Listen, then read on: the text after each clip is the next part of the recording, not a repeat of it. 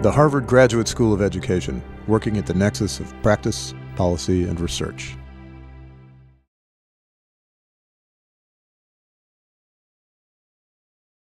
Well, welcome everybody. I'm Kathleen McCartney, Dean of the Harvard Graduate School of Education, and I have the honor of introducing our forum series for the year and introducing our speaker, Ann Sweeney. I want to say just a word or two about the forums for those of you who are new to our community. They are a series of public lectures, and I really want to emphasize public, so feel free to bring friends and acquaintances with you to these lectures. Last year we were very proud to host Arnie Duncan, our Education Secretary, Yo-Yo Ma and the Silk Road Project, and Eric Carl, so we all got our copies of the Hungry Caterpillar signed, which was very fun. And tonight's event is with Ann Sweeney, and it's part of our Education Through Entertainment series, and I know Joe Blatt has had a lot to do with that, and he's here tonight, so thank you, Joe. We are really proud to claim Ann Sweeney as one of us. She is an alumna of the Ed School. She and her husband met here, and I know she earned her degree in 1980. While she was here, she interned with Action for Children's Television, which was headed by Peggy Charon, who's here tonight, so welcome, Peggy. She was also a student of Jerry Lesser, who was chair of the board of Children's Television Network, which is now the Sesame Workshop. She's had just the most impressive career in television since leaving Appian Way. She began, I think, at Nickelodeon and Nick at Night in various executive positions. She spent 12 years there. And then in 1993, she became the chairman and CEO of the FX network. In fact, I believe she presided over the launch of FX. She joined the Walt Disney Company in 1996 as president of the Disney Channel and executive vice president of Disney and ABC Cable Network. The Disney Channel network increased its subscriber base from 19 to 79 million under her watch. She very sensibly targeted the tween age bracket, girls between the ages of 9 and 14. So those of you with young girls, if you have ever watched Lizzie McGuire, Even Steven, or That's So Raven, then you have Ann to thank. 2 years later, she launched Toon Disney, the company's all-animation network, and it is home to programs like Kim Possible and House of Mouse. In her current role as co-chairman of Disney Media Networks and president of Disney ABC Television, she is responsible for all of Disney's entertainment and news television properties. The editor of The Hollywood Reporter had this to say about Ann. She has a bigger job than any other woman working in television today. She's taken the broadcast world by storm. We're particularly proud that she's led the industry into the digital era. Disney ABC Television became the first media group to put television content on many new platforms. So they were the first to leverage iTunes, the first to introduce a full episode player online, and the first to deliver an application for the iPad. She is the recipient of too many honors to mention, but I thought I'd name a few. She has repeatedly been named one of the 50 most powerful women in business by Fortune magazine and one of the world's 100 most powerful women, also by Forbes. She's been recognized by the Producers Guild of America with the President's citation for her efforts on behalf of diversity across Disney and ABC Television. And in 2005, she was inducted into the Broadcasting and Cable Hall of Fame. Our students are lucky that tomorrow she has graciously agreed to have an informal seminar about careers in media. So that is tomorrow between 10:30 and 11:30 in Gutman 305. Please join me in welcoming Ann Sweeney.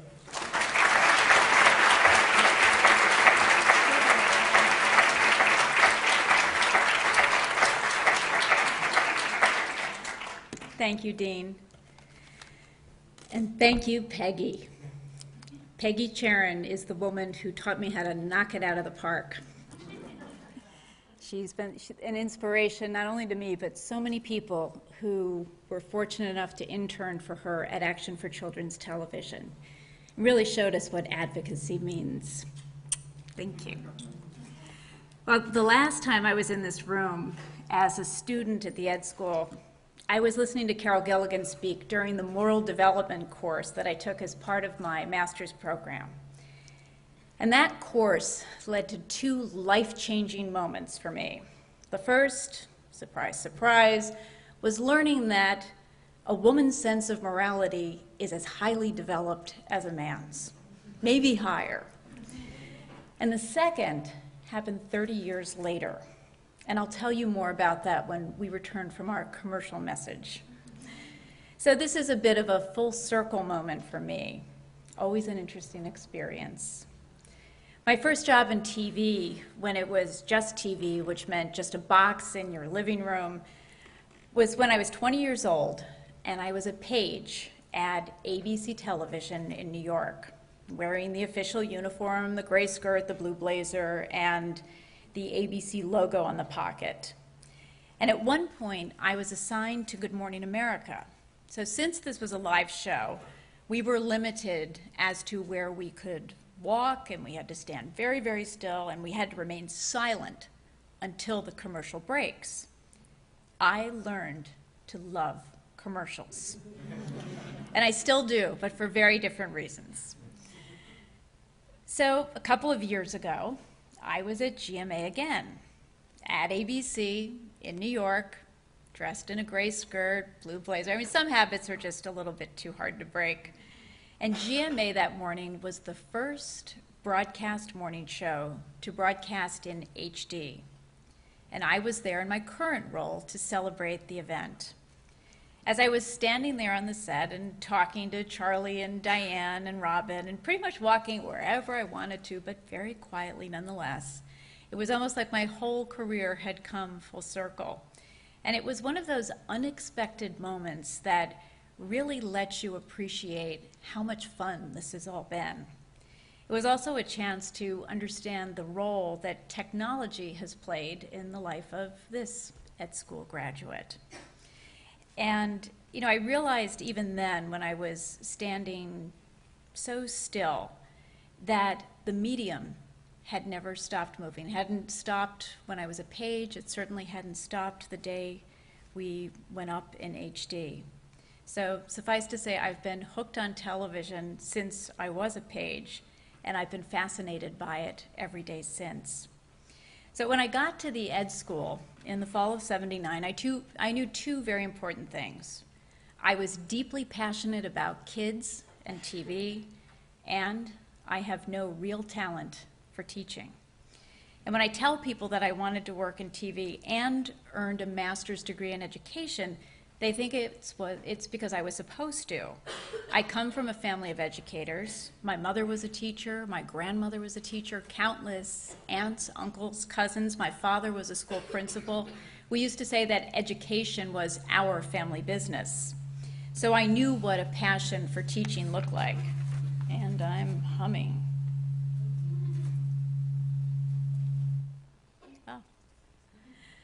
I had seen what it took to be a remarkable educator, you know, the kind of person that opens the doors to imagination and possibility, the kind of people that you thank when you get that big award in the tuxedo and you're standing on the stage, and those were the teachers that I grew up with. I lived in a house with teachers like that, and they're inspiring, but I found out very quickly that that's what I wasn't designed to do. And my parents, who had spent their lives encouraging kids, including their children, to pursue their passions, understood this better than anyone else. I actually came to Harvard for the teachers. The people I wanted to learn from were here. In college, I interned at the Children's Television Workshop, now known as Sesame Workshop. And during those early days, I watched them use television as an educational tool in shows like Sesame Street and The Electric Company. It had never been done like that before, and I was just fascinated by their commitment and fascinated by the process. And it was the perfect connection between my love of children and my passion for TV. One of the unique things about CTW was the fact that the people behind it were educators, and some of those educators were at Harvard Ed School. Jerry Lesser was my advisor and made sure that his students were exposed to the great talents of people like Sam Gibbon, Dave Connell, and Milt Chen. The Ed School was home to the most innovative educators, and their spirit distinguished our school from every other. I left here with a master's degree, a sincere gratitude for the experience, and a great guy named Phil Miller, who is my husband. So thank you for that. I've been asked specifically to talk about technology in television and how it's changing everything in that medium. And I'd like to start by playing a video that shows you the breadth of our group and hopefully spark some discussion and questions about our content and our platforms. And I also want to show this piece because I'm very proud of the work that our team has done this year. The Disney ABC Television Group includes, among other things, a suite of Disney services, Disney Channel and Disney XD, formerly Toon Disney, as well as Disney Junior, which is a new preschool brand that will be launching in February. Our group also includes ABC Family, the ABC Television Network, ABC News, Daytime, and Primetime, and our 10 owned local ABC stations, as well as ABC Studios, which is the home to Desperate Housewives and Grey's Anatomy, and a publishing company called Hyperion. So let's roll the tape. Well, the portfolio you just saw of our businesses reaches hundreds of millions of people around the world, including every television audience from the age of 2 to their grandparents.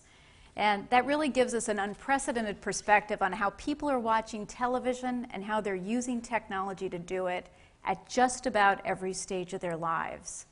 Kids, specifically 9 to 14-year-olds, have driven so much innovation at our company. And our first foray online was directed at that audience. In 2001, we took Disney Channel online, and we called it Zoog Disney, and described it as TV you do. We wanted to make sure that kids knew we were now on air and online, so they'd look for us in both places. So the 2 O's in the name stood for on air and online. We thought we were very clever. And we created specific characters for this effort, the Zoogs. They also showed up on air, sometimes taking over an entire programming block for the weekend to emphasize, again, the fact that we were on both platforms. And viewers were constantly told to tune in and log on throughout the programming block, again, just to drive the point home. So about a year into it, we checked in with kids. And after several focus groups exploring whether the characters and the messaging were working, we gathered a lot of data, which could more or less be boiled down to one general reaction from kids. Of course you are. And they pointed out that they knew Disney and they knew where to find us without any Zoog help. They already knew we were online and they expected us to be. So, goodbye Zoogs. That's probably when we realized we didn't have to teach kids what we were doing, and we started focusing on learning what they were doing instead. And one of the things we've learned from them is that when they find something they like, they'll watch it again and again. They'll follow their favorite content across several different platforms and back to television again. And we know they're doing this because we subscribe to Nielsen ratings, and that's the way we pretty much measure everything in our business. And we're watching what they do and how they're doing it because we're building businesses around that behavior to make sure that we're serving their needs. Kids can now get our TV content as well as other original content and games based on that programming on just about any device they're using, and they find it just fine without the Zoogs. Kids and other viewers also use technology to shift time and place as they watch their favorite shows, especially to catch an episode that they missed. And this particular behavior has played a huge role in changing our businesses. About 8 or 9 years ago, we installed TiVo in our home, which today has been replaced by a lot of DVRs in cable boxes. And I remember setting aside a Saturday where I was going to sit down and figure it out. So I walked into the family room, got the manual out, and started to go through, and by the time I got to kind of the screen holding all of the shows, I realized it was full. And it was full of children's shows. So I called our kids into the room and I said, I don't understand what's going on. And my daughter informed me, then probably 10 or 11 years old, that, oh, well, they had figured it out a week ago. And they had already loaded up the very limited memory with all of their favorite shows. So I was just out of luck. But here's another important fact, and actually a little-known fact. When we started looking at putting our shows on different platforms, we were shocked to find out that on average, for the biggest hit shows on television, people missed about 80% of the episodes in any given season. And research made it clear that this was happening across the entire television industry. In other words, it wasn't just ABC. Big relief. Obviously, that piece of knowledge factored into our original decision to put our ABC shows online.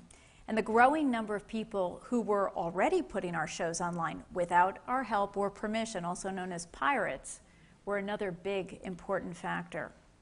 Earlier I said that kids between 9 and 14 were driving our innovation, but they're actually part of a larger group. Viewers who were born between 1980 and 2000. Generally speaking, this is now the largest generation in the history of our country, much larger than the baby boomers, who previously held the record, and it also makes them incredibly powerful. Now, there have been a lot of attempts to define this generation. We've chosen to call them Millennials. And this is the first group of consumers to grow up with technology as a part of their daily lives. And they don't know what life was like before computers, mobile phones, video games. Think of them as digital natives. They grew up speaking a digital language that the rest of us had to learn as it evolved. They're defined by technology and their use of it. And these guys want to chat and text, post opinions to the world while they're watching TV.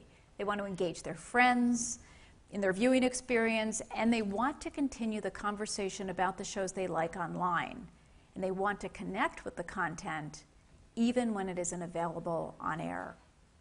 Now, the Disney brand that serves this group the best is ABC Family, with storytelling that resonates with these viewers, such as Secret Life of the American Teenager and Pretty Little Liars. Now, not surprisingly, our first efforts at connecting with viewers via social networking were based on ABC Family, because those millennial viewers were the primary ones using the tools at that time. A few years ago, we launched something we called Viewing Party around our ABC Family show Wildfire, just to give fans a way to share the experience. So viewers would log on to the ABC Family website while they were watching the show on TV, and they would comment in an online community of people who were watching it at the same time.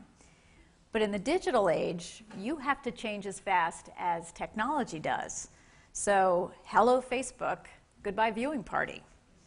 As a content company, we have two primary challenges. First, to create content that captures the attention of our target audiences.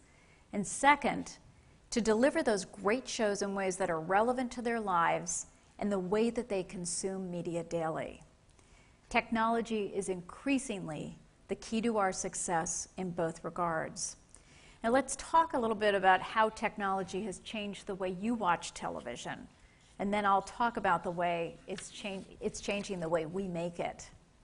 We were the first company to put television content online, and we did it because we were listening to our consumers. We were also listening to the tech marketplace regarding developments that could help give our consumers what they wanted. And the iPod changed our business forever. 5 years ago, Steve Jobs showed me the first video-enabled device a few months before it hit the market, as well as a beta version of the iTunes Store. And I remember watching Lost on it and thinking how amazing this huge show looked on that small screen. And I was so blown away by the viewing experience and so excited about the possibilities and the opportunities it created for us, I didn't even ask him how he got his hands on an episode of Lost. But I did know we had to be on that device. Now, in our industry, it typically takes months to negotiate anything of substance. And I point that out so you can understand just how remarkable it is that we decided to be the first to put TV content on iTunes, and we did that game-changing deal in only 3 days. And from the moment we signed that deal, we began to see ourselves differently, not as a broadcast or cable network limited by a schedule and time slots, but as a content studio that could begin to connect directly with our viewers. When Steve presented the first video iPod to the world, he did it backed by a huge floor-to-ceiling poster of Lost. And I think that image basically captured the moment that everything changed. And for the Lost fans here tonight, I miss it too. For the record, I don't have any more answers than you do about the island, the show, or the finale, and I don't think anyone ever will. Damon and Carlton have made it very clear they aren't going to add anything to the discussion beyond the few extra minutes that they put into the DVD set for the truly die-hard fans. Now, that's not a commercial, I promise. They believe, actually, that answering the questions would stop the conversation and diminish the experience that fans have had with the show. Now, there are about 40 main fan sites and countless smaller ones, along with about 25 main Facebook pages dedicated to the show, and plenty of material and technology to aid and abet all of the Lost theorists. The creators like the fact that people keep discussing the show, and probably will be for years to come. And that's something that I think content creators and educators have in common. When you spark imaginations and inspire people to think and ponder and research on their own, you've done a great job. I realize that not everyone immersed themselves in the mysteries and the mythologies of Lost, but the show's important to our conversation tonight because over the course of its 6-year run, the show reflected how technology dramatically transformed the way we produce and the way we watch TV. What made Lost the perfect poster show, literally, for the digital platforms like the iPod, was the fact that it was one of the most complex and creative shows on television. People needed help keeping up, and they wanted ways to revisit episodes, look for clues they might have missed. And with Apple's help, we were able to give them ways to do that and to enhance their experience with the show. Since that original iTunes deal, we've looked at technology from a consumer's point of view, and we want to know what each development means for consumers. Who will use it? How will it work for them? What will it give them that they don't have now? And then we start to look at how it affects us. What challenges does it create? What opportunities does it give us? And what do we need to do to leverage it to connect with our consumers? Sounds almost simple now. But that change resulted in a seismic shift in the way our business operates. Before the shift, television was limited to the TV set in your house. We decided what to air and when to air it, and you didn't get much choice about it. As a viewer, the only contact you had with our shows beyond that first air date was a repeat during the summer, a chance to buy the DVD when it was eventually released, and a portion of the audience could TiVo or DVR it. Now think about how you watched your favorite TV shows just a few years ago versus how you watch them today. And you can better understand how much this shift in attitude has changed the medium. Now, to give you an idea of how fast things are moving right now, the newest way to watch television is on an iPad, a device that didn't exist 6 months ago. It debuted in April, and ABC was the first network to launch an app to let viewers watch television. That app has been downloaded almost 1 million times already, and people have played more than 8.5 million episodes of our shows. We built that app and launched it in 5 weeks.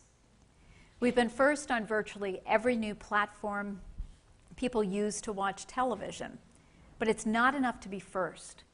You have to be really good. What you offer has to give people an amazing viewing experience, one that's easy to use and enjoyable to watch. Everything we create for digital platforms delivers that kind of experience. From our original full episode player at abc.com to the ABC iPad app, and more recently, the ABC News app for the iPad. And here's a quick look at that one. Last week, we announced a free iPad app that's going to offer a unique fan experience for one of our new fall dramas called My Generation. Viewers can download the app for free, use it to follow the action on the show, and the iPad microphone picks up signals from the broadcast, and the app generates trivia, polls, and other entertainment elements tied into the broadcast. It's going to be fascinating for us. You can also post your responses on Twitter and Facebook so your friends can see what you're following, but it's going to be another fascinating learning experience for us. And we're constantly experimenting with new ways for people to connect with our content. Earlier this month, we announced an agreement with Apple to let people rent our shows from iTunes for 99 cents an episode. And it's another way for fans to get our shows without ads. And it's a smart move by Apple because digital storage space has become a real issue for some consumers. We keep expanding the options for viewers because our future is being driven by the consumer trend of customizing and personalizing everything. And that's really what I think the whole digital revolution is about. And it's not limited to TV. I mean, think about the devices you're using every day, from mobile phones to BlackBerries, iPods to iPads. It's all about customizing your world to your life. You add applications you like or you need.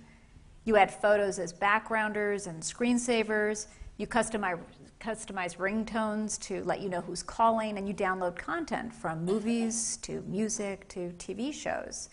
So the future of television is very personal. And when DVRs and video on demand were first introduced, we talked a lot about time-shifted viewing, because with those formats, you could watch your favorite shows on your schedule, not ours. But the rise of an ever-growing array of new platforms and formats has moved us beyond time shifting, so now we're talking about place-shifted viewing. You can now watch TV at home, at your office, on the beach, in the car, virtually everywhere you want to. And no matter where you are, you'll have multiple viewing options with our stuff, abc.com, Hulu, to VOD, and beyond. Now, technology also gives you unprecedented ways to interact with your favorite shows, including social networking. When social networking first exploded into an integral part of our culture, businesses, including mine, looked for ways to exploit it, to use it to connect with viewers and keep them engaged around our shows. And I remember sitting through lots of presentations about the huge marketing opportunities online communities would create and how we could leverage them to grow our audience and our revenues. It's almost funny now because we soon learned that people in those communities can smell an ad a mile away and shun you like the party crasher you are. We've had to create new words just to capture what consumers are doing and how their behavior impacts our business. For example, we use the term media stacking to describe the way kids and young adults watch TV, listen to music, chat online, text friends, play games, all at the same time. And we've begun to work with partners around the world to create multi-platform strategies to serve these media stacking consumers. We're also starting to use the word transmedia to talk about television today. And again, Lost is the case study that defines what that is. Now, Lost is a show that started on television, but crossed over into other realms in ways that let you follow the story on other platforms and get an entirely different experience that ultimately added to your connection and interaction with the show. Now, the network and the creators of that show were the pioneers in creating original content for other platforms. There were alternate reality games. There were webisodes that filled in gaps in the story on TV.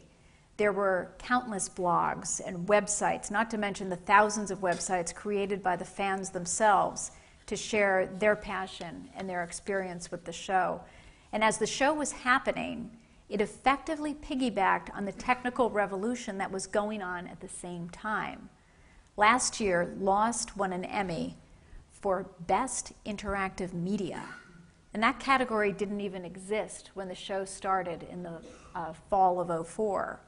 And actually, the first Emmy for interactive media ever awarded was in 2005 for our ABC.com full episode player, which was the first, and I believe still the best player to stream episodes of television. Now, social media also played a huge role in the success of Lost because there was such a huge viewer demand for information and connection. And the producers used social network sites to seed ideas to keep fans engaged. And it gave the fans a way to express what they liked and what they hated about the show. And it also gave them a place to discuss and debate and figure out what they saw. Now, the Lost producers followed what they called the Iceberg Theory for that show. There was about 10% of the story that was above the waterline. That was the part of the story that was told on television. And then there was the other 90% of the story, the part that the producers felt was really only of interest to a small group of diehard fans. That was the part that wasn't on TV. So they used other platforms to tell some of that story and to keep the story going for the months that it wasn't on the air. And the part of the entire story that I find fascinating is that none of it was possible when that show debuted only 6 years ago. The biggest lesson from our experience with Lost is that we truly have to understand who our audience is for each show. We need to know how digitally savvy that audience is and to what extent digital platforms can enhance the relationship with the show. Thanks to Lost, we know that avid fans want to connect and want to learn more. Now, fans of our daytime soaps and reality shows like The Bachelor and Bachelorette have a few things in common with the Losties. They use digital platforms to express themselves, ask questions, post opinions about what they're watching. And as a result, we're meeting them online with polls and trivia contests and episode commentaries, all of which came out of our initial experience with rabid fans of Lost. ABC News has also been very effective at leveraging social media to take people deeper into stories they care about, such as the historic 2008 election and the death of Michael Jackson. During the election, ABC News partnered with Facebook to bring real-time insight into the campaigns and the candidates' debates to online viewers. But for Michael Jackson's memorial last year, they took the ABC News presence in that online community to the next level, streaming video that users could follow and comment on using Facebook Connect. Users could link to abcnews.com to participate in polls regarding Jackson's legacy, watch VOD clips of the service posted throughout the day, and share their memories of Michael Jackson with other members of the online community created on that page. We're dedicated to providing users with a way to be part of the experience rather than just watching it passively. With these projects, we gave them ways to experience events in ways that were relevant to them and added to their overall enjoyment of the properties. The ability to personalize their viewing and interact with content makes it easier for people to stay connected to the TV shows they like, and that's good news for our business and the television industry overall. As long as we can create the kind of compelling content that they want to watch badly enough to leverage platforms and devices to get it. And that's the real challenge for any content company. And once again, technology is making it possible for us to meet it head on. The technological advances in television have made it possible to tell different kinds of stories today and increase the quality of the way those stories are told. And the digital revolution takes that to an entirely new level, almost turbocharging the evolution of the medium. When I started thinking about framing up what has changed about the way we make TV in the digital era, I realized I don't have a lot of time up here and it could take an entire semester to do the subject justice. So I'm just going to focus on how technology has raised the production quality for TV and makes things possible for us to do within our budget and with our very tight production timelines.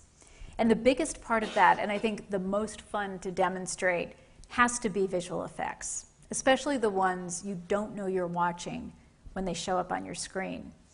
Now, you have to remember that TV is competing for your attention against every other entertainment option you have: movies, video games, your phone, your friends. So an audience who has seen a movie like Avatar with such amazing visual effects comes to television a little more sophisticated and a little more discerning and a lot more demanding when it comes to production quality.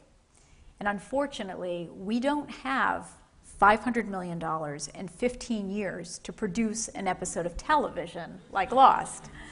We have about 1% of that budget and 5 weeks to shoot, edit, and finish and air it around the world. So we have to get really creative and use a lot of computer generation to deliver a great product. Now, on a show like Lost, there's some computer-generated effects that you know are computer-generated effects, like the smoke monster. When you're watching, you know that we didn't somehow train some special kind of smoke to attack.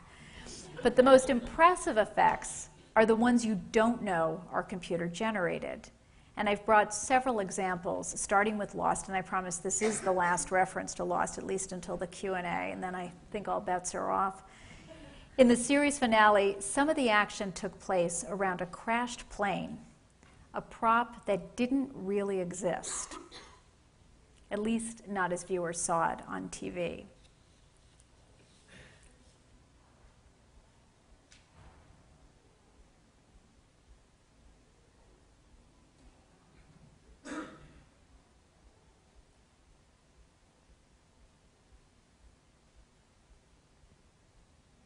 Pretty cool. Over the 6 seasons of Lost, the story took the characters around the world, but production stayed in Hawaii.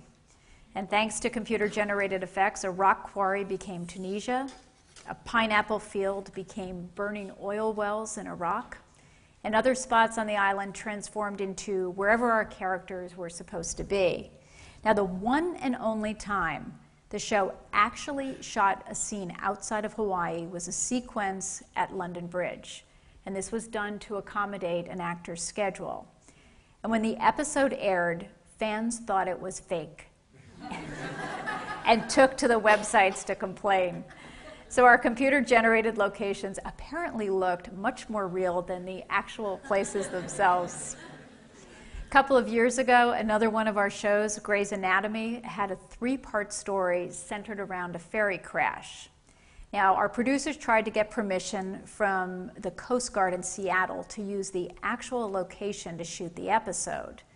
The Coast Guard refused to allow the filming there, so the show moved to the parking lot of a horse racing track in California.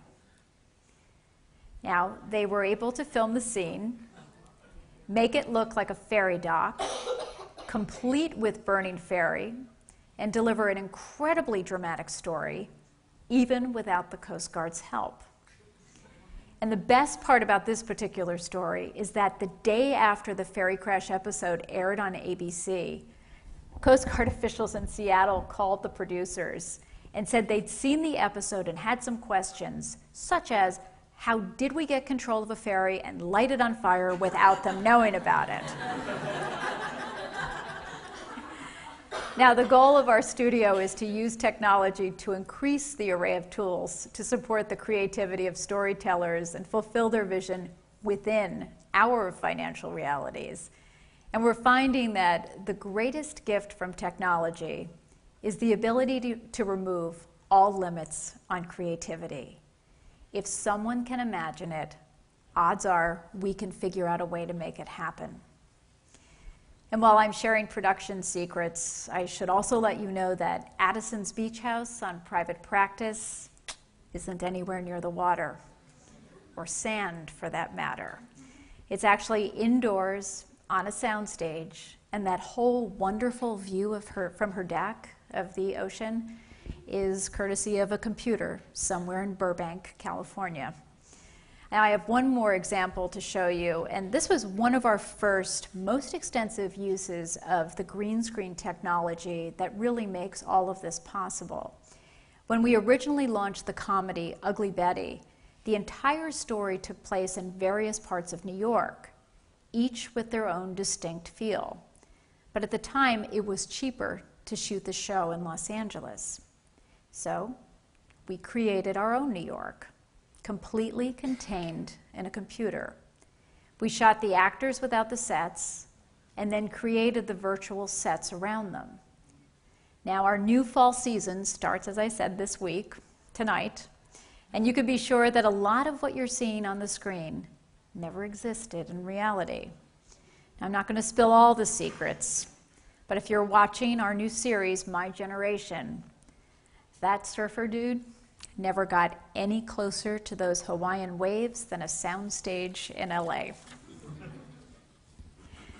All of these changes that I've discussed have had a powerful impact on what we deliver to the television screen. Now, they've also had a big impact on the team that produces and manages this operation.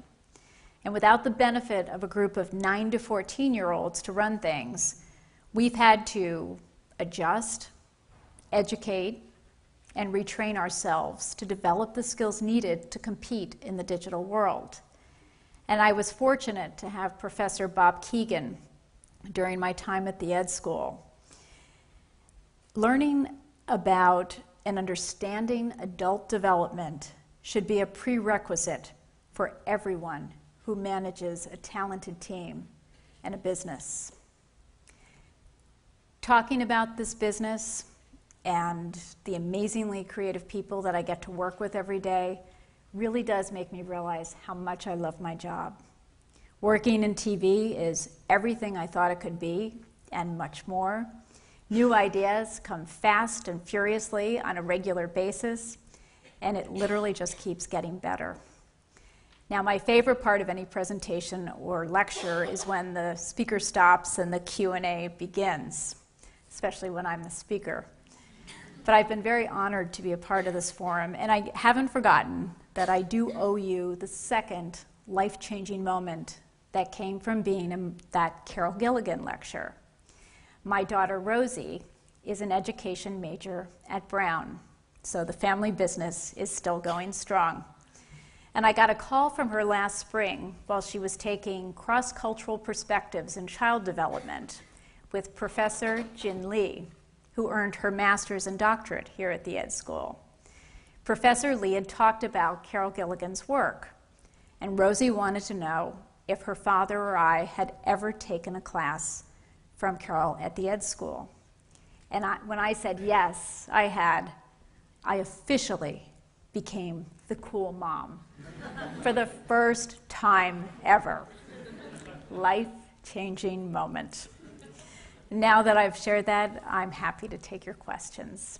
Thank you.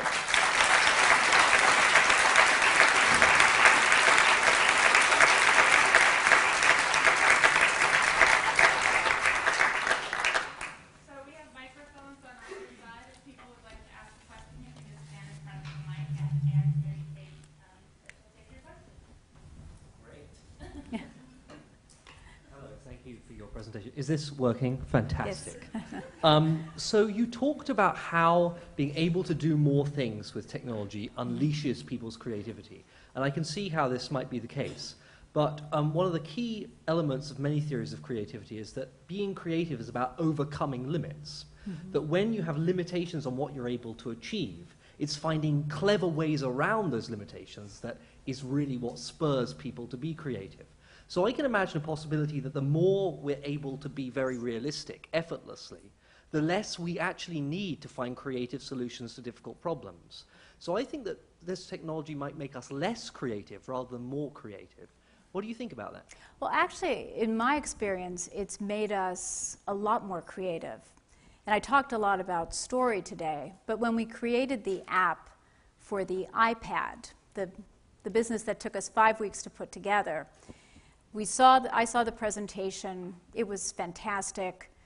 Steve Jobs said over and over again during the presentation, imagine being able to hold the internet in your hands. I took that back to the team and challenged them and said, what would you do if you could hold the internet in your hands? Totally greenfield.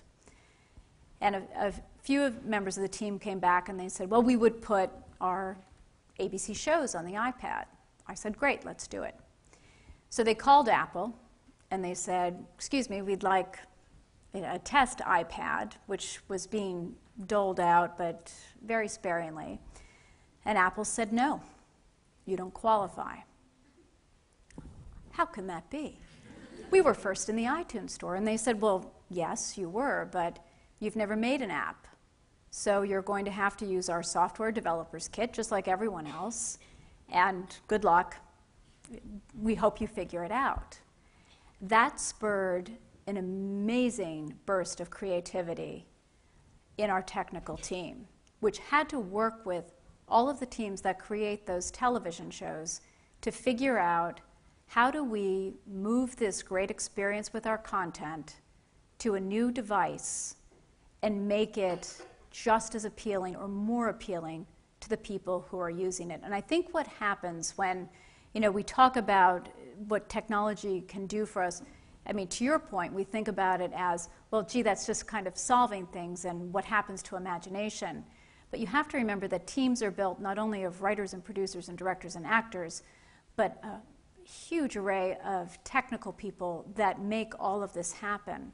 And I think the Apple example is a great example of people having to even jump over technology with their own creativity. And they were, just to tell you the funny part of the story, in addition to not being able to get the test iPad, which wasn't so funny at the time, was actually having Apple come back to us and say, well, show us how you did that, because we haven't seen anyone work it this way or provide that functionality. And the team was able to say, Thank you. Thank you.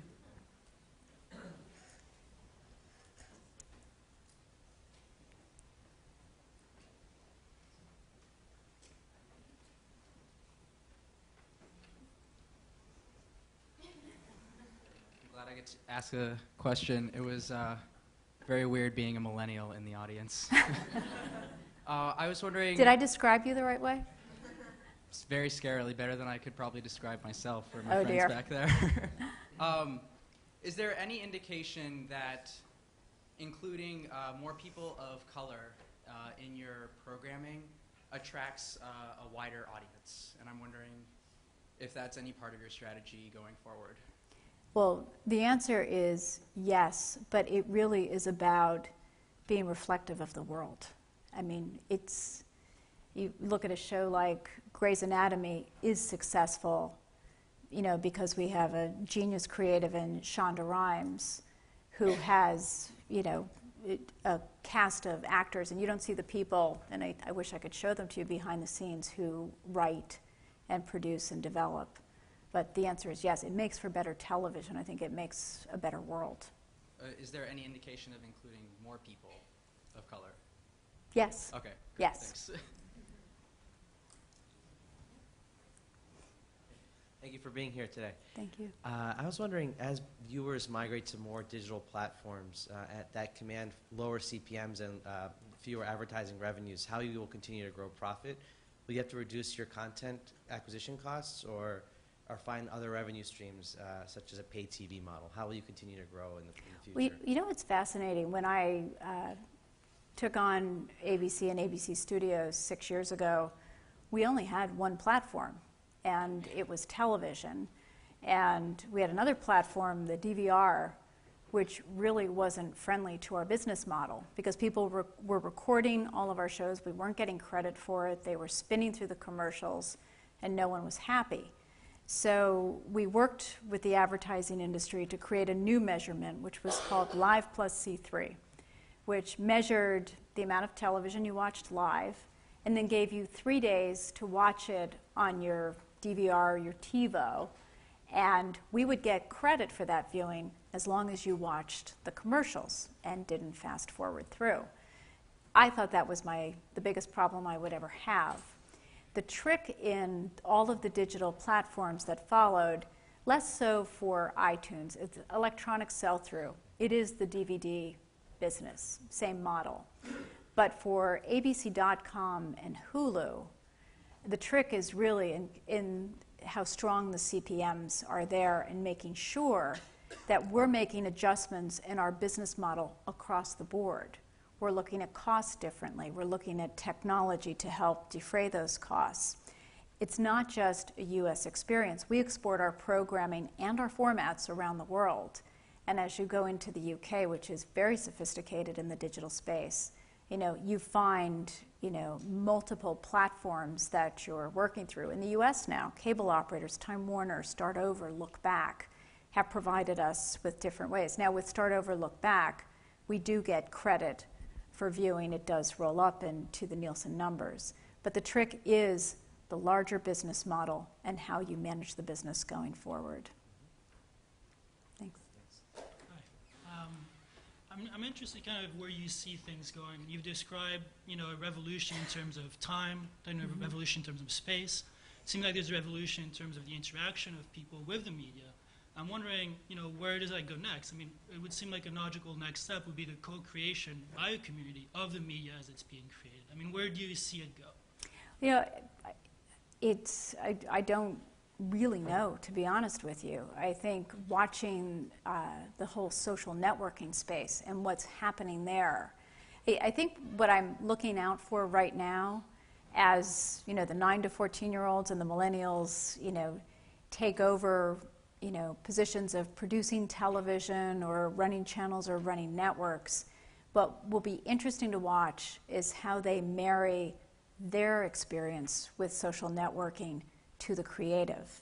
I mean, the way we've done it has just been part of an evolution. It wasn't planned because we're being adaptive in this environment.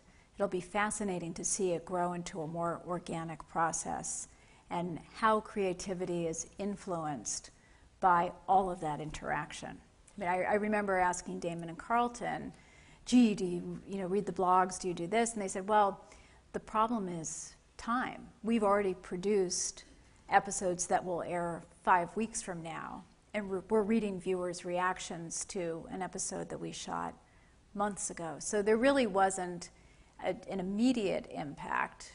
Fans did raise things that made them think, but they were never able to fully incorporate those ideas into the storyline. So looking forward at a world where maybe we can produce faster because we have more tools at hand, and how social networking comes into play, I think is going to be the next really exciting wave to see. Thank you. Thank you. Thank you very much for this look behind the scenes of developing a fantastic industry. I was a teacher when President Kennedy was assassinated, excuse me, and television played an important role in that experience. We sat glued to the TV set for the weekend, and et cetera. So for me, television never lived up to its potential as an aid to education in schools. And at home, it tended to be what you talked about mainly, which is entertainment. So my question is, thinking toward the future and thinking about the enormously changed potential of the media, who's thinking about how to use these tools, these new possibilities, these connective devices in learning? And we're now thinking about learning beyond schools, after school, homeschooling, et cetera. I still don't think we've got our hands around the potential of these media for education, learning and teaching. No, I agree with you. We don't have our arms around it. And I remember the early moves that some of my teachers made in middle school and high school, wheeling a TV into the classroom. And it just wasn't enough. It was never as compelling as what you were seeing at home because you're sitting there with 30 kids as opposed to with your family. I think, you asked who's doing it. My hope is all of us in this room. everyone at the Ed School is thinking about this, because I think we finally have the tools, we finally have the platforms. My daughter was telling me just today about a class that she's taking at Brown, and if someone has forgotten a book, the teacher hands them her iPad. And when you realize that it's become all of this place shifting, actually gives us a chance to rethink the whole idea of educational television, because now again there's a cost threshold with this. It's not available to everyone yet, but we all know that technology becomes cheaper as it is out there. So can I just follow up by asking, is it in your business plan writ large to be engaging with the School of Education, for instance, around this topic? It's in my business plan to figure it out, and I think the Ed School features prominently. Thank you. Hi, I'm a senior at Emerson College who's applying to go into television development, and I'll be going out to LA in January. And just seeing the progress that the industry and Disney ABC has made on the interactive front is really fascinating. And I just have a couple of questions. Mainly, do you see one particular genre benefiting more from television being interactive, and how do you see this technologies changing as these shows go into syndication? Well, for me, the story always comes first. It has to be a great story. You have to have great characters, and again, it's what the millennial generation will bring to the creative process that I think is going to be fascinating to watch. It will change. I'm sorry, what was the second part? How do you see these technologies changing as the shows enter syndication and new audiences are discovering the show? Well, I think it's going to be interesting to see what syndication looks like in 5 to 10 years. Right now, it's the same model that I grew up with. The shows were on network. At a certain point, they're going into syndication, meaning sold to local television stations or cable networks a lot faster than they ever did before. I think the big question before us is, will technologies at some time, displace syndication? It's not going to happen tomorrow. It's not going to happen in 5 years. But as we see devices come into the marketplace, that's what's going to happen. But important to watch. Thank you. Thank you. Hi, Ms. Sweeney. My name is Matthew Weber. I'm a digital and new and social media officer at the Ed School, and I'm actually live tweeting this event across the world, which is appropriate for your lecture. We've asked, does anyone want to ask Ann Sweeney any questions? We've gotten 2 questions for you. The first one from Kittens333. Does Ann feel like Disney stars like Miley and Demi are good role models for tweens? And then we've gotten this other question twice. Why was the show Better Off Ted canceled? I don't know what it is. Let's start with Better Off Ted. I did love Better Off Ted, but you have to, as I mentioned, Nielsen is the measurement system that we pay attention to when it comes to measuring the number of people who are coming to our shows. And all of these platforms, whether it's abc.com or Hulu, tell us that we have people catching up on an episode that they missed, and the idea is that they will come back and see it on television. Unfortunately, they did not with Better Off Ted. But it was a very, very well done, very funny show. On Miley and Demi, I think Hannah Montana and Sonny with a Chance are great role models for girls. And they were created as great role models for girls. And they are real tweens with real families and real friends. I have a lot of admiration for the 2 actresses who play those parts. But they are in the entertainment business, and they are making active choices supported by their own parents about where their careers will take them. Thank you, Ms. Sweeney. Thank you. Hi. You kind of touched on this earlier with your comment about syndication, but with all the new content that's been moved online and moved away from the TV and away from cable companies, do you think this is a shift in how Americans view television shows? Just like decades ago, radio shifted to television. Do you think this is the demise of the cable company as we know it? No, because the cable company has gotten very smart. And the cable company has realized that, just as we had to, that you're not available when I need you to be tonight to watch Dancing with the Stars. So they're making it available as part of their subscriber video on demand platform, their video on demand platform, their start over, look back.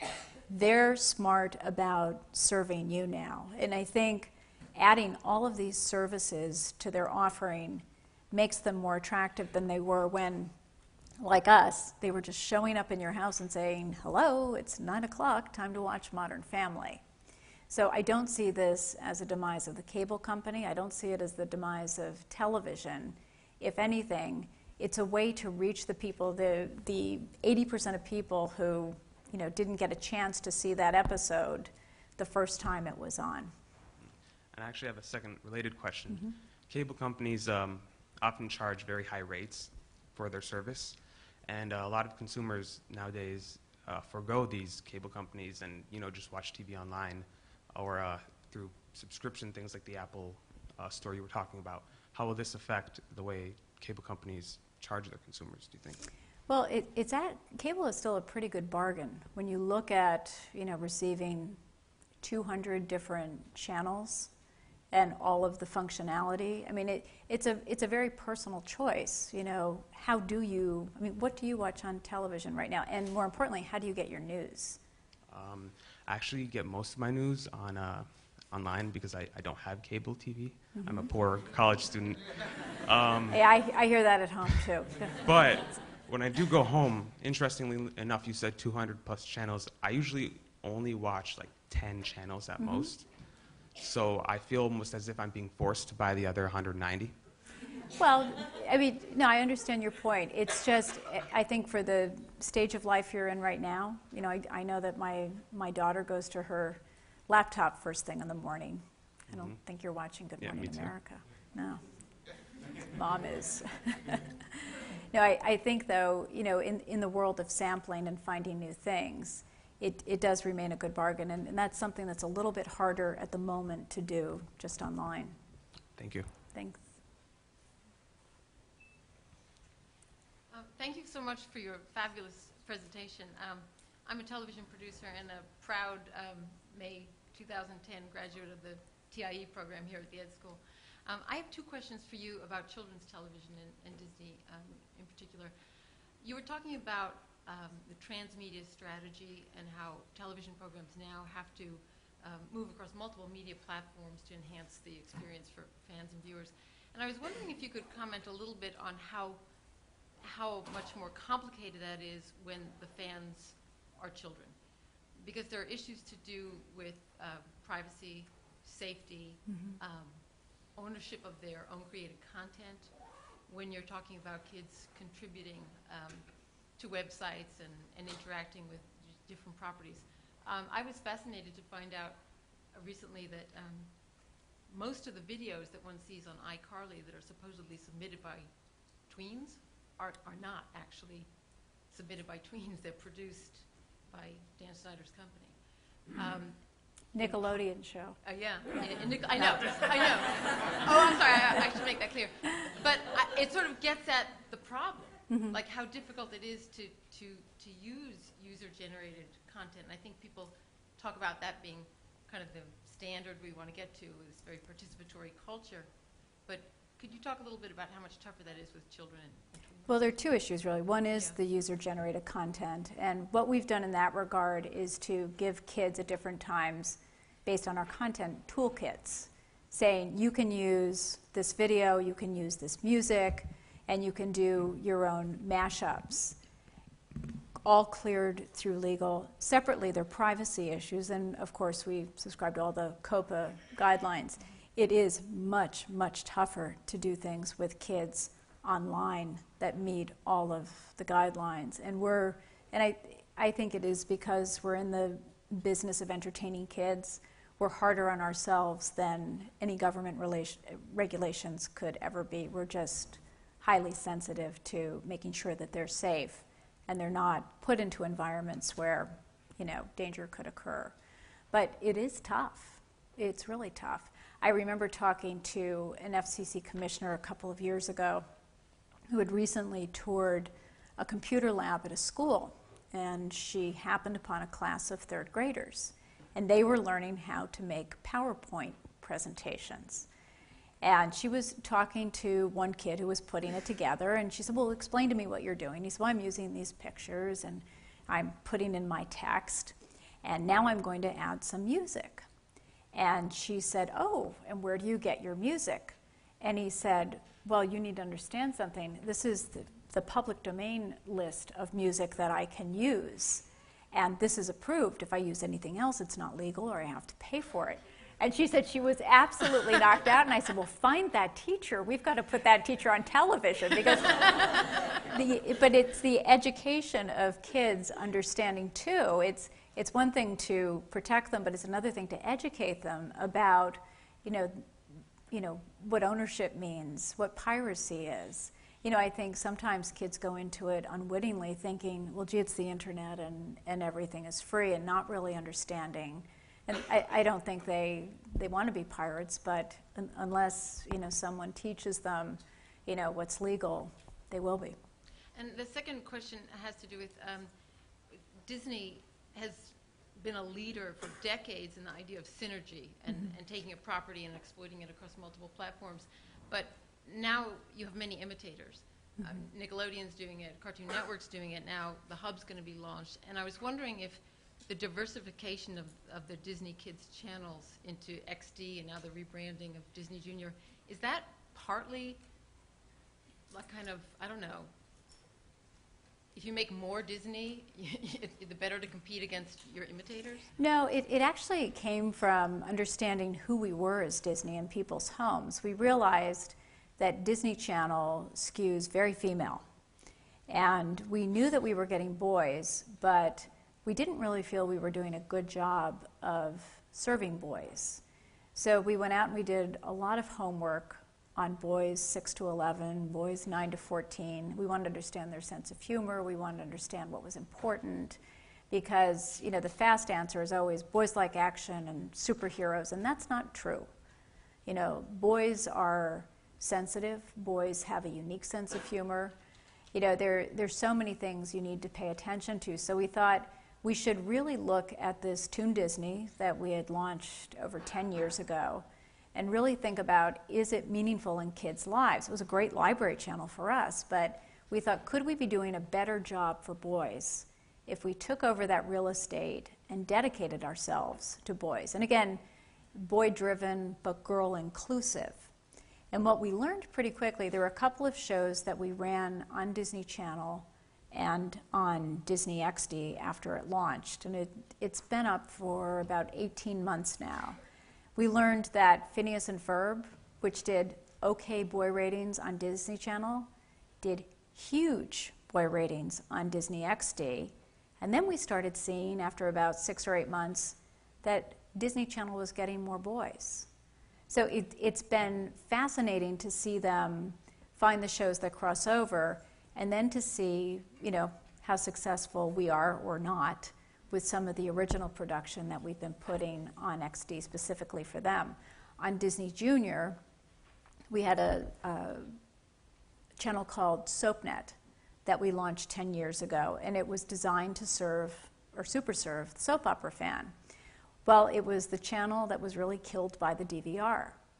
Before DVRs were in close to 40% of US homes, people really relied on SoapNet to catch up with their shows in prime time. Once DVRs became more prevalent, it really just decimated SoapNet. So we looked at that real estate, and we also have a number of young mothers on staff who have preschoolers who said, you know, life for a preschooler is not just about 9 to 12. It's all day long. It's in the middle of the night when they're sick. And there is a great need, and we do have a great wealth of programming devoted to kids. So we decided that it was a great extension of the Disney brand, and it was a great service to parents and caregivers everywhere to have high-quality preschool programming available 24 hours a day. So these were decisions we made about our businesses based on performance, based on need, based on research that we were doing with our target audiences. Thank you so much. It's thrilling to see someone from the Ed School get to where you've gotten. Oh, thank you. Thank you. Hi. Hi. Big Lost fan as well. Thanks for making it so prominent. Was in that the, enough? I presentation. thought it was. Well, you got me a little choked up there at one point. And as an aside, I'm actually one of those 80% who never watched it. I actually started watching season 1 in April and finished by July, so all downloaded. You mentioned that you stopped in 01 or 02 trying to. You basically started asking, looking to kids, learning from them about what to do next. And I'm thinking a lot about how content is becoming much more personalized, as you mentioned. But I think that could also become very addictive. And I think we're seeing it in the way we check our emails 17 times an hour or whatever. And I'm wondering, as a teacher, I know you said you're so interested in the needs of kids. I've taught middle school for 8 years, and they can get very carried away if we, as the adults, aren't careful to keep the box, And so my question is there any balance? I mean, I know in the end of the day you have to make money. I mean, you're a business. But is there any balance in your approach to keep maybe the latest research in mind with how this new content is affecting kids and whether or not it's always healthy and things like that? Well, I'm hopeful that because it is so available, it could take down the need to race home, and speaking specifically about kids. But this is one of those moments where, we desperately need parents in the equation. Not that they have to be home all the time, but having the conversation at the table about consumption, whether it's media or video games or other things that kids are involved in. And I think that really goes back to the home and the conversations. And I think, we know there are conversations going on in classrooms. We know there are no text zones in school and, phones off. But I think that, as this becomes more and more prevalent, as a society, we're going to have to. The technology is not going to stop. The platforms will keep emerging. I think what we can do as a media company is to make sure that our content is on the right platforms, not every platform, that our programming sits in context. You're not going to see Disney programming sitting next to pornography, to making sure that, we preserve the integrity of the brand. But I really look for help from parents to managing, the media consumption of their kids. Fair enough, thank you. And I'd like to echo what she said. I'm a master's student here this year in the Ed School, and it's just great to see where I might end up someday. Thanks. I hope you do. We have time for 2 more questions. Okay, thank you. All right, hi, another millennial here. Yay. So I like watching sitcoms and reality shows, but the one genre of TV that's always stood out to me is the talk show genre. And so I love watching talk shows and seeing the true-to-life storytelling behind those, and I'm an aspiring talk show host. So my question concerns Oprah, and I was wondering what ABC is going to do with Oprah ending, and if there's ever a chance for, I guess, a talk show geared towards the millennial age group. I think there is. I think the big question for a millennial talk show host is what platforms, are best for that kind of show. Because I think we all look at Oprah going away, and the big question is, who's going to come in to replace her? First of all, I don't think she can be replaced. I think she's one of a kind. But I think in going forward and looking at talent, we should look at every show differently. We should look at talent differently. And it could be that your talk show is, something that you can only get as an app on the iPad. It could be that you make those decisions as a creative going forward. What is the best technology platform for me? I mean, television, yes, is still the biggest and will be the biggest for a while. but look at the audience, at the different, who's available during the day to watch it on television versus who's available during the day to watch it on their iPhone. All right, thank you. Welcome. Oh, sorry. Okay. Hi. Thank you very much for your highly informative and entertaining presentation. As we know that Disney ABC is the world's largest global media and entertainment company, I'm wondering how you're doing in China, which potentially has 1.3 billion people watching TV. How are you doing there, and how do you cross the cross-cultural barriers to reach your audience, and who's your audience and what's popular there? Well, some of our shows have been sold into China. Desperate Housewives has been sold.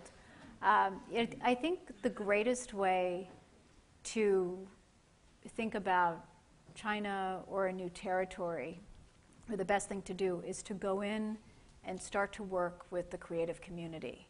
And I think that's the best way to learn. Yes, we can always export programming, but I don't think that brings you closer to an audience. What we're doing right now is co-producing in China with a media group and really learning the creative community, learning what's important, learning animation style, and really being sensitive to our approach as opposed to, just sending in television programming. And we are building a park as well. 2 more. Hi, I was a studios intern at Disney this summer, and I actually couldn't go to your speak after it got rescheduled, so I'm glad I got to see you today. Well, I came here for you, so we're good. I guess for those of us who are starting out in the industry or interested in getting to television, do you have any advice for first-timers, or is there anything you wish you'd known earlier? Well, I think it depends on what you'd like to do. I was fueled by curiosity. I took jobs based on what I didn't know how to do, but I was curious about. And I think if you're a writer, start writing.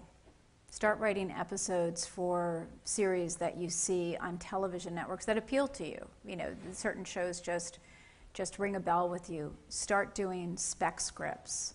If you're an actor, find the greatest teachers and then, put yourself through the drill of the auditions. If you're interested in producing, get that PA job in the studio and just be prepared for murderously long days, but enormous amount of fun and great learning. But I think more than anything, it really is about what you're curious about and what is going to make you wake up in the morning and say, oh, I just had another great idea. Who can I talk to about this? Okay, thank you. You're welcome. Hi. So I am primarily a television watcher, probably in a way a dying breed. I don't have an iPad, so I don't really know how that works. I don't tend to download television shows. I watch online sort of as a last resort in case I miss something. I do have a DVR, and I use that a lot. But that's sort of the only real substantial way that my television viewing has changed, really, in the last decade, is the DVR. Mm-hmm. Unless there's been a revolution while we've been sitting in this room, that actually is still, in a way, the primary outlet for television content.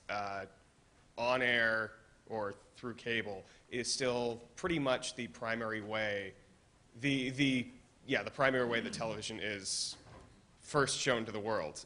Online programming tends to not be live for the most part. Sometimes it is, right. But for the most part, there's a delay. When you have an iPad, you have to download the show.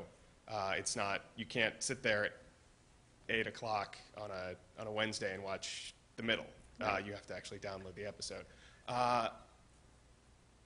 My question is that the plan for the time being? Is that going to be, what does the future look for someone like me? Is there going to be, You're going to be okay. Yeah, okay, good. You're going to be fine.